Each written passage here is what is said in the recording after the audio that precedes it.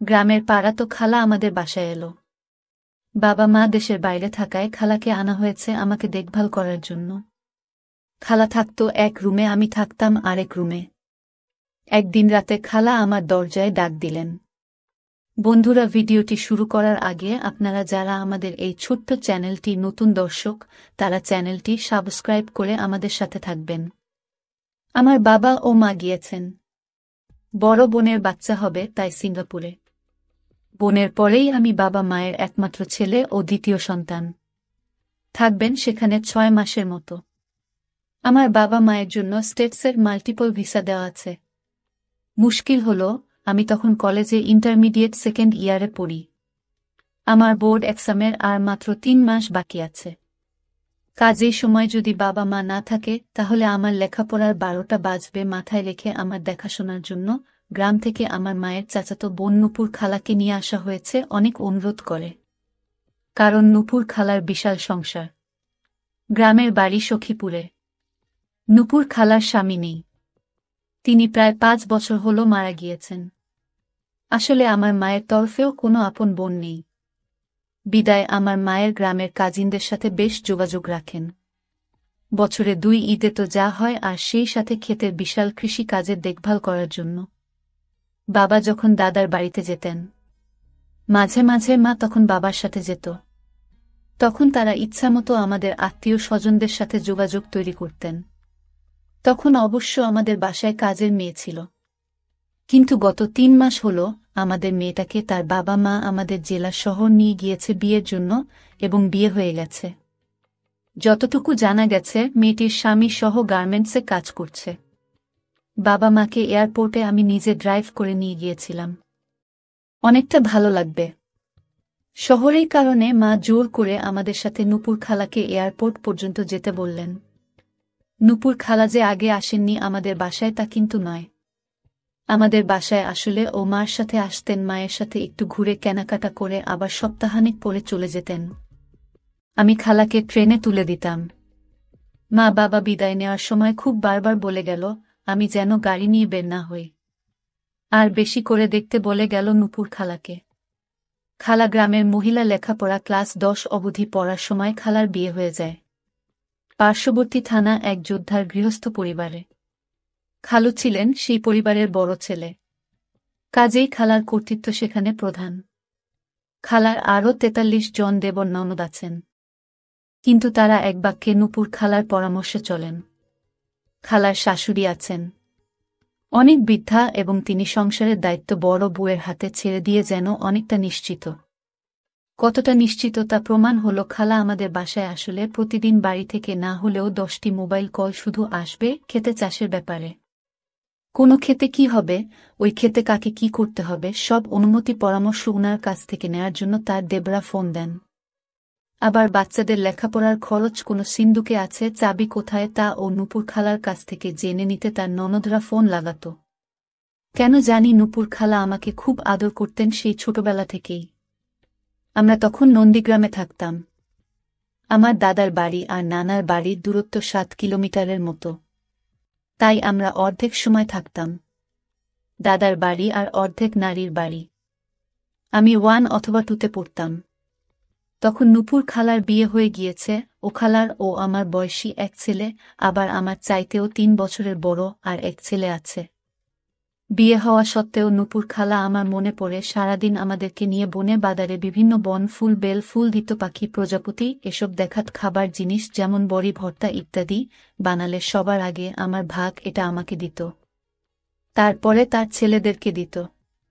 আমার মনে হয় এত বড় সংসার ফেলে তিনি 5 মাসের জন্য আমাদের বাসায় এসেছেন, সেই ছোটবেলার আদরের টানেই। কাজেই খালাকে কোনো প্রকার কষ্ট দেওয়া না হয়, সে কারণে বলেছিলাম, খালা তুমি কিন্তু আমার জন্য একদম চিন্তা করবেন না। একবারে রান্না করবা, আমি ফ্রিজ থেকে নিয়ে ওভেনে গরম করে খাব, সকালে যেন কষ্ট করে উঠতে না হয়। তাই বলেছিলাম রাতে যা রান্না করে রাখবে তাতে আমার হবে। ধুর বাবা, তাহলে কেমনে হইব? সারাদিন তোমার ক্লাস, সকালে গরম কিছু পেট ভইরা না খাইতে হইব। নূপুর খালা তার স্বভাব সিদ্ধভাবে মুখ ভর্তি পান চিবোতে চিবোতে বলল, খাবার যত্ন আর আমার পরীক্ষার পড়ায় মিলে দিন পার হচ্ছে। মাঝে মাঝে খালা আমাকে আমাদের বসার রুমে বড় টিভিটা একা দেখত আর বলতো, ও বাবা বিমল সারাদিন রাত কি খালি পড়বে, আসো একটু টিভি দেখো বৈশাখ। আমি আমার রুম থেকে এসে বসলে খালা জিজ্ঞেস করে, কি খাই বাবা? কিছু না, একটু পরেই তো রাতের খাবার খাবো। বহু দাঁড়াও, আমি তোমার লাইগো হরলিক্স বানাইয়া আছি। আমি জানি আমি না বললেও খালা বানিয়ে আনবেন, কাজেই আমি বললাম, খালা তোমার জন্য আনব, কিন্তু আর না এলে আমি খাবো না। আচ্ছা। একটু পরে খালা আমার জন্য বিশাল কাপে আর খেলার জন্য তার নির্দিষ্ট করা চায়ের কাপে হরলিক্স নিয়ে এলেন।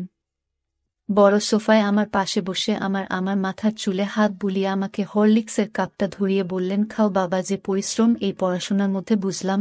বাবা বিয়ে করাবে, লাইনের অত পরিশ্রম হয় না। বিয়ে করাবে, তাদের পরিশ্রম হয় মানে? আমি অবাক হয়ে জিজ্ঞেস করলাম, পরিশ্রম হয় না মানে? একে তো বাইরে করে পরিশ্রম পয়সা কামানোর জায়গা, আর ভিতরে করে পরিশ্রম বউয়ের লাইগা।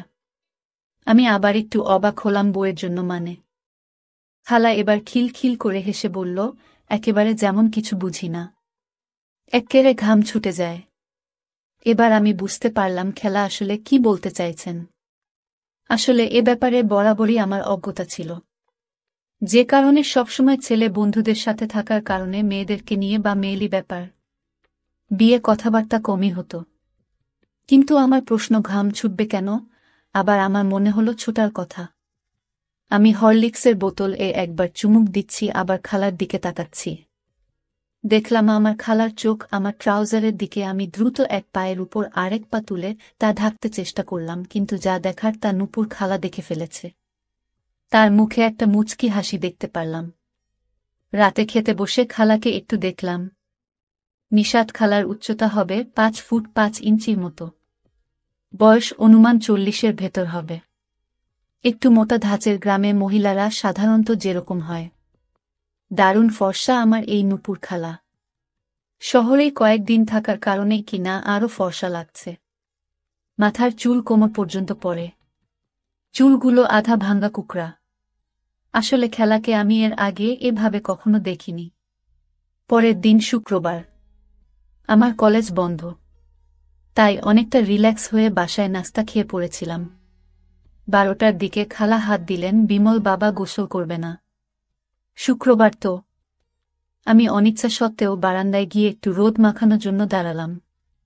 পিছনে দেখলাম নূপুর খালাও আসছে আমার এই কয়দিনের ব্যবহার করা প্যান্ট শার্ট ধুয়ে তাহলে টাঙ্গিয়ে দেওয়ার জন্য।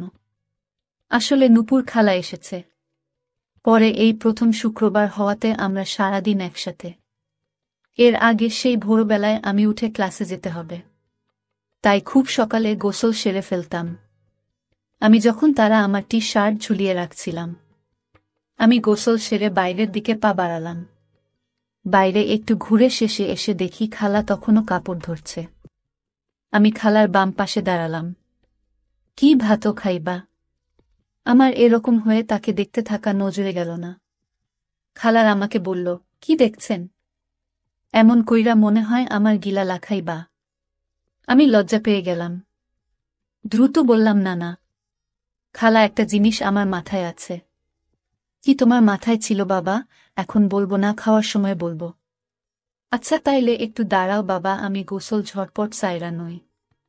নূপুর খালা গোসলের পর মাথায় একটা গামছা বেঁধে বেরিয়ে এসেছেন। শাড়ি পরেছেন, নর্মাল প্রিন্টের। ফর্সা নূপুর খালাকে দারুণ লাগছে। মনে হয় গ্রামের সব মহিলারা একই রকম হয়। খালা ডাইনিং টেবিলের দিকে মুখ করে দরজার দিকে গিয়ে গামছাটা খুলে 2 হাত পিছনে নিয়ে গামছাকে লাঠির মতো সোজা করে পিছনের চুলে বাড়ি দিয়ে পানি ঝরাতে লাগল। খালা গামছাটা বারান্দায় তারের উপর দিয়ে চুল খোপা করে ডাইনিংয়ের কাছে আসতেই আমি বললাম, খালা মুখে কিছু মাখলে না? আমি কিছু লাগাই না। আমি উঠে গিয়ে আমার রুমের থেকে নেওয়া মিলটা নিয়ে এসে আমার হাতে চাপ দিয়ে খাবার হাতে দিলাম। এগুলো আলাদা, এটা শীত গরম সব সময় লাগানো যায়। খালা তার হাতের টুকু তার মুখে মাখতে লাগল। খাবার রান্না অপূর্ব সময়তে আমার মায়ের চেয়ে অনেক ভালো। এই যেমন আজকে খালা ফ্রিজ থেকে বের করে কই মাছ বরফটি দিয়ে এত সুন্দর করে রেঁধেছেন, একদম অমৃত। বাড়ির বিভিন্ন বিষয়ে খালা অনেকটা বক বক করে যেতে লাগলেন। ওহো বাবা, কি জানি কই বা কইছিলা? কি তোমার মাথায় আছে বলবো? তুমি রাগ করবে না তো? রাগের কথা হইলে তো করব আমি। তুমি যদি পাশের বাড়ির ভাবির মতো ড্রেস পরতে না তাহলে খুব সুন্দর লাগত।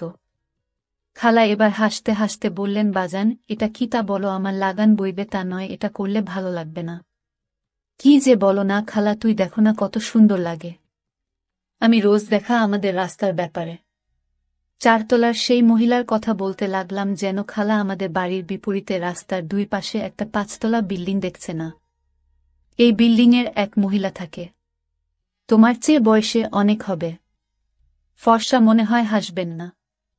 তাই সবসময় সাদা কাপড় সাদা পরে ভোরবেলায় বারান্দায় দাঁড়িয়ে ব্যায়াম করে খুব সুন্দর লাগে জানো। ও বুঝি বেরিয়ে আমার ভাইয়ের মাথা খাইতেছে। আচ্ছা, আমার দেহে আছেন? তাহলে কালকে ভোরে আমি তোমাকে দেখাব। এটা প্রায় আরও 1 সপ্তাহের পরের ঘটনা। সেদিন রাতে ভোরে আমি অ্যালার্ম দিয়ে রেখেছিলাম।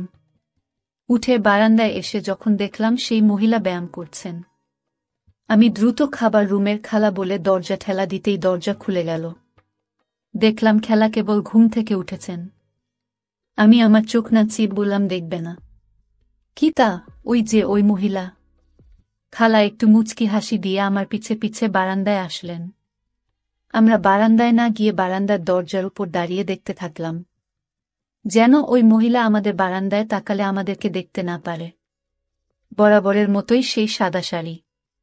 বেশ কয়েক মজুর দেওয়ার পর 2 হাত সোজা করে মাথার ওপরে নিয়ে স্ট্রেট সোজা করে সামনের দিকে কোমর স্থির রেখে মাটির দিকে নিয়ে এলো। এই মহিলা আমার কাছে এক রহস্যময় চরিত্র।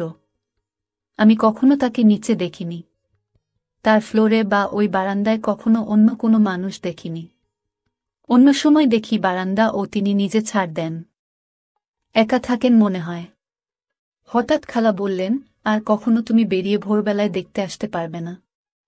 এবার আরও পড়তে বস বাবা। খালা এবার কিচেনের দিকে যেতে থাকল। খালা, তুমি বলো, দেখো আমি বারান্দার এই দরজা বন্ধ করে দেব। আমি হেসে হেসে মজা করে বললাম, এবার পড়তে বস বাপ, আমি তোমার নাস্তা বানাই। বন্ধুরা, আজকে বিদায় নিচ্ছি। গল্পের বাকি অংশ পরের ভিডিওতে বলবো। গল্প ভালো লাগলে একটা লাইক দিয়ে বন্ধুদের সাথে শেয়ার করবেন। দেখা হবে আগামীকালের নতুন ভিডিওতে। সবাই ভালো থাকবে।